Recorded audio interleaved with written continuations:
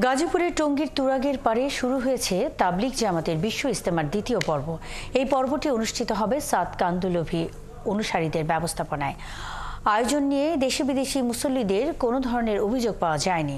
ইকবাল আহমেদ সরকারের তথ্য ও ছবিতে প্রতিবেদন। দ্বিতীয় পর্বের ইজতেমায় অংশ নিতে দেশের লাখো লাখো মুসল্লি অবস্থান নিয়েছেন বিশাল ময়দানের চটের ছাউনির নিচে। ক্যাম্পে রয়েছে রান্নাবান্নার ব্যবস্থা, সার্বক্ষণিক বিদ্যুৎ সরবরাহ, পর্যাপ্ত সংখ্যক শৌচাগার ও পয়ঃনিষ্কাশন ব্যবস্থা।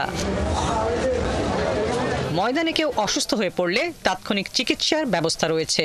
ফ্রি মেডিকেল ক্যাম্পে সবাই পাচ্ছেন এই সেবা। ফ্রি ক্যাম্পে আসছি চিকিৎসা নেওয়ার জন্য, এখানে আমি চিকিৎসা নেব।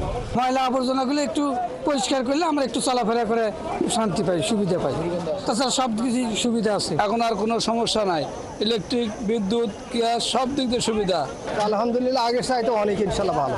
সিটি কর্পোরেশন ছাড়াও পানির সরবরাহের জন্য জনস্বাস্থ্য বিভাগের 18টি গভীর নলকূপ থেকে সার্বক্ষণিক এমনকি প্রতি ঘন্টায় 24 লাখ লিটার পানি সরবরাহ করা হচ্ছে ইজতেমা ময়দানে।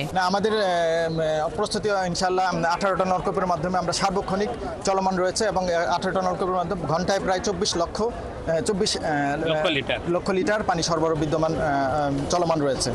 আর তাৎক্ষণিকভাবে কোনো সমস্যা হলে আমরা তাৎক্ষণিকভাবে সারানোর ব্যবস্থা ইনশাল্লাহ আমাদের আছে। দেশি লাখ লাখ মুসল্লির সঙ্গে ময়দানের উত্তর পশ্চিম প্রান্তে টিন শেডে তৈরি আলাদা বিদেশি নিবাসে রয়েছেন প্রতিবেশী দেশ ভারত, পাকিস্তান, মধ্যপ্রাচ্য, ইউরোপ, আফ্রিকা, আমেরিকা সহ নানা দেশের কয়েক হাজার মুসল্লি।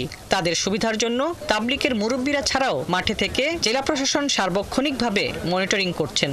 তাদের অন্যান্য আশেপাশে খাবার সহ বিভিন্ন যে কোনো বিষয়ে আমাদের জেলা প্রশাসনের পক্ষ থেকে ম্যাজিস্ট্রেটগণ রয়েছেন, তারা এই খাবারের বিষয়ে সহ অন্যান্য বিষয়ে মনিটরিং করছেন এবং প্রয়োজন রোধে সেখানে মোবাইল কোড করার অনুমতি রয়েছে। ইজতেমা ময়দানের নিরাপত্তায় আইন শৃঙ্খলা বাহিনী ছাড়াও পর্যবেক্ষণ টাওয়ার, সিসি ক্যামেরা সহ থাকছে খিত্তায় খিত্তায় সাদা পোশাকের গোয়েন্দা কর্মী। 16 ফেব্রুয়ারি রবিবার আখেরি মোনাজাতের মধ্য দিয়ে শেষ হবে এবারের বিশ্ব ইজতেমা। হাসিবা আলী বর্ণা, 71।